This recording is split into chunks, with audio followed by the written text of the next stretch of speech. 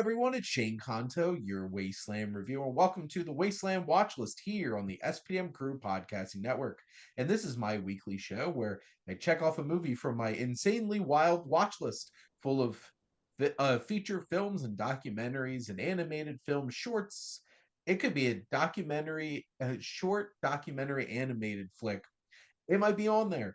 But we play some movie roulette and figure out a random film for my watch list to talk about. And sometimes I have a guest, and sometimes that guest is my buddy Luke. Luke, thank you so much for coming on. Thank you for having me again, and I'm always happy to be here. And I think this will probably be consistent. So, but let's do this. We have The Bitter Tea of General Yen, which was released January 6th, 1933. This 87-minute film was directed by Frank Capra, based on a 1930 novel of the same name by Grace Zaring Stone, starring Barbara Stanwyck, Nils Asther, and Walter Connolly, a Christian missionary in Shanghai during Chinese Civil War. So this is the first film to deal with one of the first films to deal with an interracial attraction on film. Yep. Box office failure, has received much more praise in the 21st century, which Mm-hmm. I find interesting, but we'll Mm-hmm. get to that in a minute. I can see where some aspects of this film have gotten more praise recently. Some others, like, the yellow face, I'm sure has not gotten more praise Yeah. since then. Um, which is interesting because the novel was a philosophical dynamic. It was not a romance.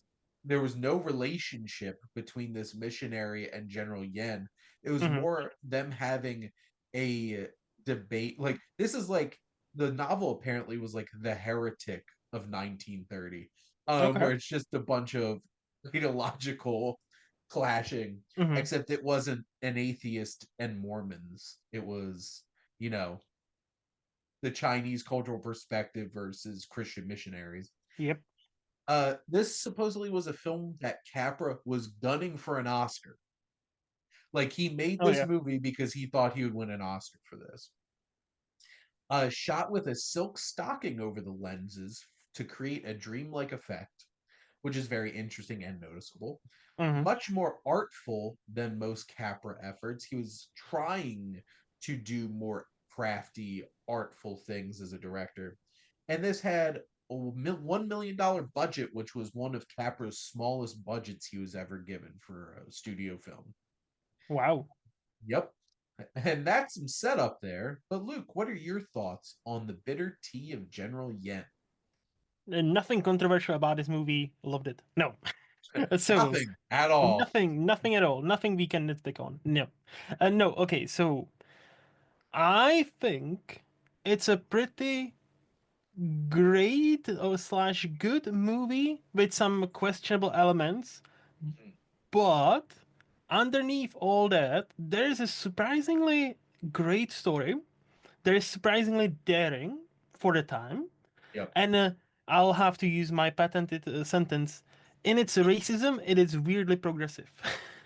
Where What's that's the thing, because like this is about a white woman and a Chinese man falling in love, who's not Chinese, who's played by a except Dutch person. except the Chinese person is played by a Dutch man in yellowface. So like Yes, it yes. couldn't be that progressive in 1933 to have an actual Chinese actor falling in love with Mm-hmm. a woman on the screen. So yes, oddly enough, in its racist portrayal, it did capture something progressive and And meaningful. not even the portrayal, like the way how they talk about the Chinese people. Yep. They use the term Oriental, which Yes. obviously we do not really use. I don't Yes. think it's offensive, but I don't think it's used, right? But another thing is, like, they also are not even weirdly, they are kind of saying, "Oh, look at us, we are the proper ones, and these are the savages," right? Right, because they are the Yep. Christian missionaries. But even in that, like in that kind of racism, you can tell their characters are weird, like already like feeling maybe we're not the good guys here. Like there's a scene in the beginning, right, with the with a, I guess, a pastor or a priest, whatever the fuck, I don't know. Mm. But he says, "Oh, we came here 50 years ago, me and my wife. I don't know if it was worth it. I don't know." Or he like questions the way he says this one sentence is like he questions whether they are doing the right thing. And I thought Yeah. for 1930s, interesting. And then we see, I love the shot of when she's on a train and like you can tell how he lusts for her, and a Mm. melee character who's also, by the way, Japanese woman playing Chinese. So at least we have the Asian At right, but we least, don't have the. at least it's closer. I guess It's that's the close best thing that enough. you could say. Yes, it's close enough. At least we are in the Asian territory. We are not in a Chinese territory, but hey, it's a 1930s movie from Hollywood. Yes. It's you. Unfortunately, we're not apologizing them, but it is what it is. It was what it was at the time. That's not an apology. That's just a fact. Yes. But like, They were not going to cast an actual Chinese actor in this movie in what are you? 1932. You're joking. You're joking, Shane. Why would they cast? Like, they have a perfectly fine Dutch person here, right? Like, he needs to eat. They have a perfectly bankable Dutch actor and Yes. makeup here. Why would we cast an actual Yes. Chinese Think of the man? makeup crew. They need to eat too. Okay. No, but okay. My dumb jokes aside, Well, there's a just sequence. one more quick aside to that. Can you imagine if that was the argument for all these years? It's like I'm sure. the makeup people need to eat too. I'm sure somebody must have used that argument. If I'm dumb, I'm not that smart. If I can think of it, somebody smarter than Okay, me must have thought of it. Like, like I'm not that smart. okay, But there you like go. there is a sequence on that train where you can just with no words, you can tell he really likes her and she is not comfortable, so she covers herself up, and it's witnessed by Mei Li, the character of Chinese played by a Japanese actress. And that sets the whole dynamic, that whole like triangle, moving on. And I really appreciated or liked that fact. And I liked how there are some sneaky good things about this movie, but yet again, it's one of those, the elements of the movie are much better than its overall package. I would say the overall movie, it's pretty good. I wouldn't say it's excellent, Yeah. but I would say definitely shameless plug for Shane's podcast number 5610, I believe, maybe 11, Cinematic Wasteland, when we are now watching 1920 movies Yes. and how they are shot, and this is only 10 years Yes. after. And it resembles much closely to what we are used to now. That technique, that, like something, like I think I just picked up on it because of, being part of your podcast. Mhm. I like it definitely resembles a movie, and I think that's why it's more revered nowadays. It definitely resembles something that could be made today. There are like close-ups, there's like medium shots. The camera is not just static, and doesn't just Yeah. is there. So and Frank Capra is trying to do there's a dream sequence with a Yes. Which creepy stuff. which is it racist? Is the film racist if the dream sequence is a racist person's nightmare version of an Asian person? Because that's the thing, because that's exactly what it's supposed to be.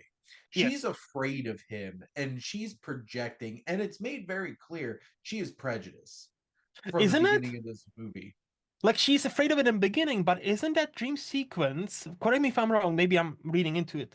But I thought the dream sequence was like subconsciously she's afraid of how that she's falling for him. Because even Well, in that dream, she's falling for him, even though he looks like well, a kind of vampire. well, I think that the idea is like she's afraid that she's falling for this Yes, yes, because she's not quite over the fact that he is a Chinese man, correct. but she's catching feelings. Yes. And like that sequence is really well shot. It's interestingly shot. Mm-hmm. Like the how it's visually created, it looks like a dream. Yeah. And all the makeup and everything they do to him makes him look ghoulish on purpose because Yes. she like that's the version of him that she sees through her hate. Or not even sees. I think that's the version she was taught to be afraid of, because Yeah. racism is not natural, it's learned. Yes. This is, So there's been studies and there's been experiments. You need to learn to do that. You need to learn, yes, you need to see it around you and being normalized. you have to learn how to hate. Correct. And she certainly learned how to hate at Mm-hmm. some point in her life because Megan, right off the bat, she's throwing some terms out at him when Mm-hmm. she first, like early on in the film, when they first Yep. are stuck in the situation. That dream sequence is dynamic and fascinating and Yes. scary, as it's Mm-hmm. supposed to be to her. Mm-hmm. And Mm-hmm. then it's scary to us because we are her. Yep. That's the point. The audience is supposed to be her, and we're supposed to evolve past that. Mm-hmm. And this movie's only an hour and like 27 minutes. So like, does she move past that pretty quick? Yes. Yeah, yes. She gets decoded from her whole entire life's worth of racism because of the dick. Uh it's like, well, I'm attracted to this guy. I can't possibly be racist anymore. And that's But basically let's not even bury the lead here. It yeah. all happens within a week. By the Yeah. way. Which By the way. yes, this is very much a movie. Yes. Yes. And that's the most movie thing about this is that she is no longer racist after a week and fell in love with a Chinese man. And like, do they have an interesting dynamic? Mm-hmm. Yes. Is Nils Asler a talented actor? Don't know. Sure. I haven't seen him in anything else, to be honest. Well, Based on this that's role, eh, obviously he's playing up a specific thing here. yes. And this film all lead like story wise, this is the story. It's about the folly of mission work. Yeah. And like, are missions really doing good work? Are they Mm-hmm. really doing what they're supposed to be doing? And to build off of 2 points here, because so I just watched Cheyenne Autumn yesterday, my Mm-hmm. third to last John Ford movie. I am almost Nice. done this John Ford Almost. journey. Almost. Almost. And this film is so much about how the US government failed Native Americans, Mm-hmm. failed them with reservations, taking them off of their land, all that stuff. This movie is about the failing of mission work. I feel like trying to think about like, are they really making it's not Oh, as yeah. like is this are they really making a difference? Yeah. Should they be doing this? Why do you feel like your religion, your culture should be there and erase everything that was there beforehand? Mm-hmm. Does this film like is this the most dynamic and interesting anti-mission kind of film? I'm sure for 1932 it was. Um, like I think it does a fine job exploring those things. I think this film, for its time, does a fine job trying to explore racism Yep. and where that comes from. And it is a daring film for tackling an interracial relationship Mm-hmm. in 1932. Yes. It just, I feel like this film is overly simplified by the fact that like this takes place over a week and is Mm-hmm. only an hour and 27-minute movie. Like this Correct. is not a long film. You don't take a whole lot of time to really find the depth in this. It's like, Mm. wow, they had a few good conversations, including some at the beginning where she's still dropping really racist terminology towards him. And then you're just like, oh, okay. I think in context, this is a fine film that Mm-hmm. accomplishes what it's trying to do. And its themes, I think it explores in a serviceable way. Mm-hmm. It's just watching this in 2024, almost 2025, it's antiquated. It's Yes.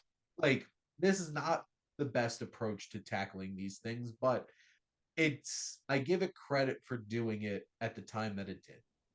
And I then was another, gonna. Oh, sorry, oh, go Anigo. ahead. No, no, no, no. Please finish your sentence. I'm I was probably moving on to something else. Mm. So if you have something to say about it, do it now. I do have a couple of points because I think yes, like yeah, have we evolved to tackle racism and other like missionary problems? Yeah, like missionary problems. Not that kind of missionary, but different kind of missionary problems. Yes. Have we evolved past that? Um, Where yes, that's yes. still stuff. So here's the thing. Society has not advanced past all these things No, no, because no. we've What been I mean by teaching. that, like, Yeah. have we made much better movies about these Yes. specific, like, tackling race, tackling, Yes. hey, should we have sent a bunch of white people to Asia and Africa or whatever and try to introduce them to God and overtake the governments and natural resources and then fuck off and blame them? Yes, we've made much better movies about it since then, believe it or not. For 1930s, just the fact Frank Capra wanted to tackle this for whatever reason, wanting to win an Oscar, maybe. Yes.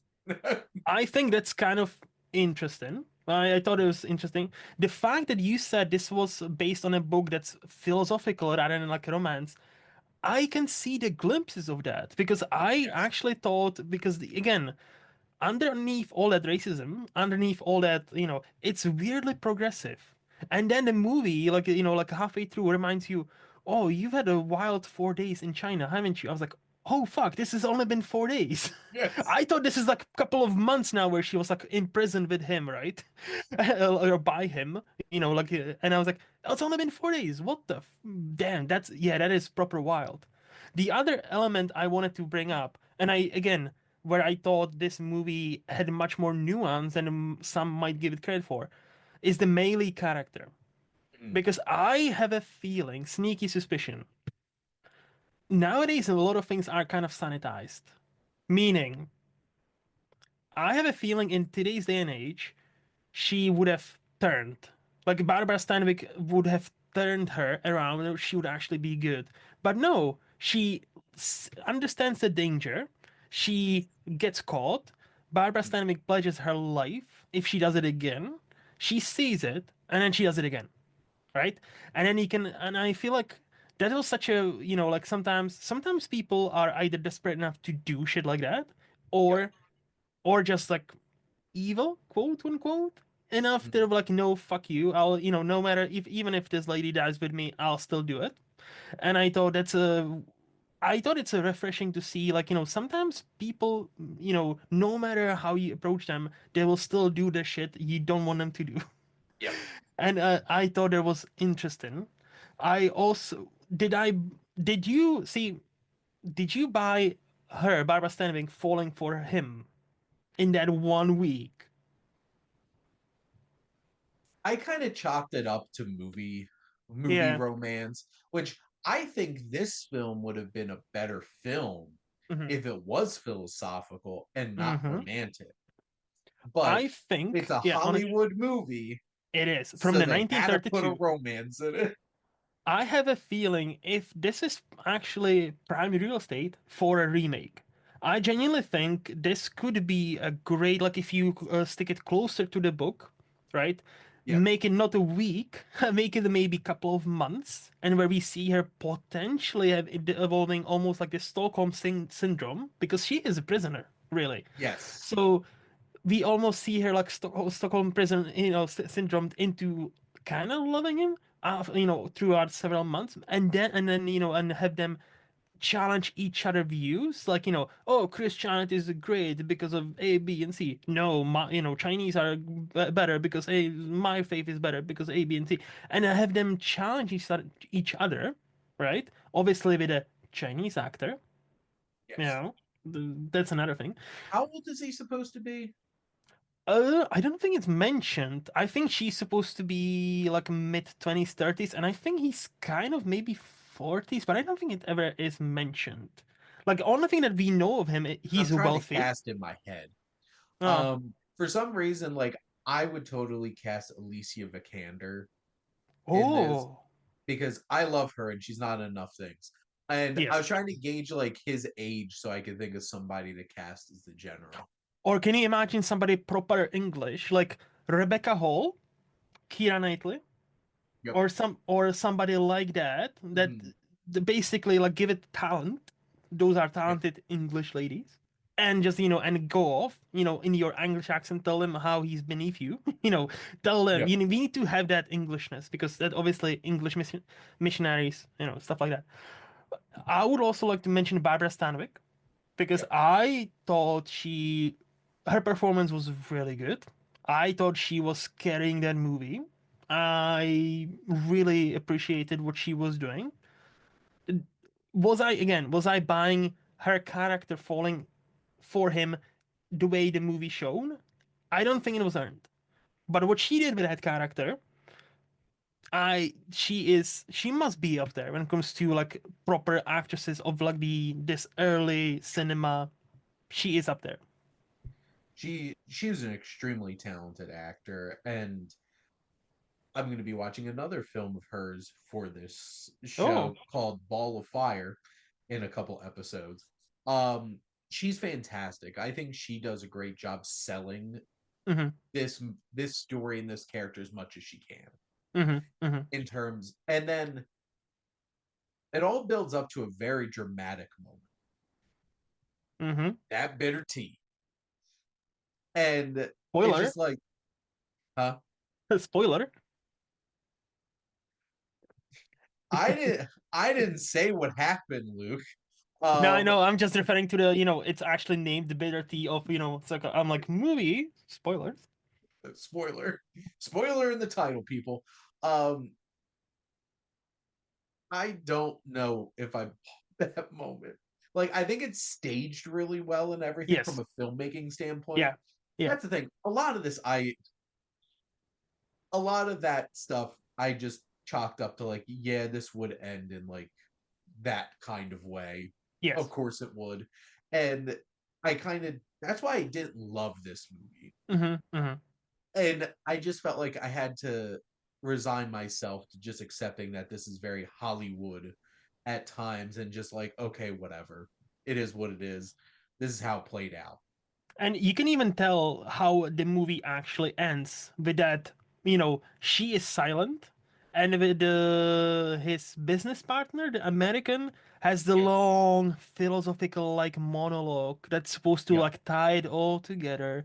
And like she, maybe it will change, but who knows? And it's like this kind of typical American.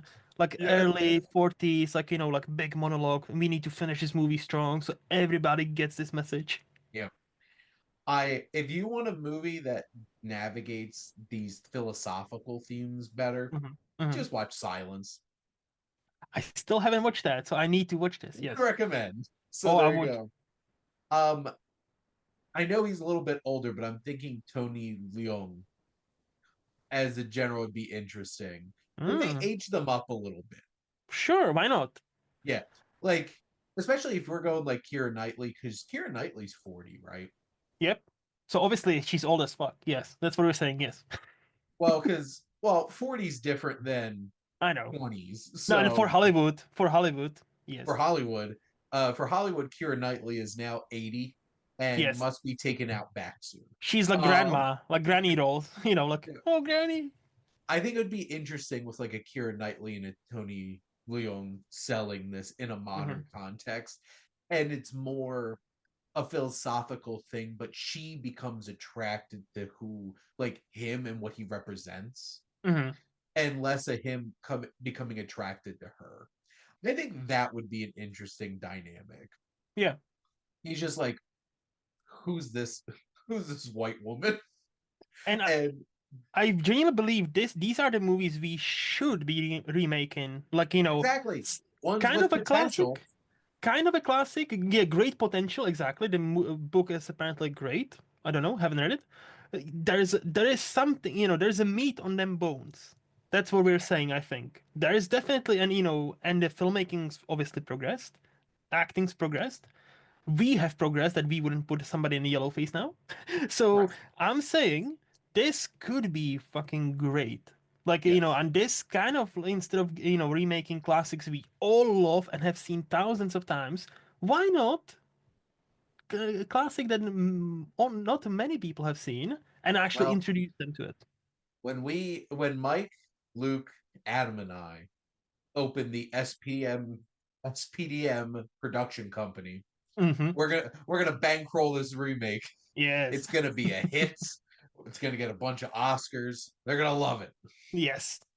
It might not make a lot of money, but the Oscars are gonna love We make it into a musical. That never fails. it.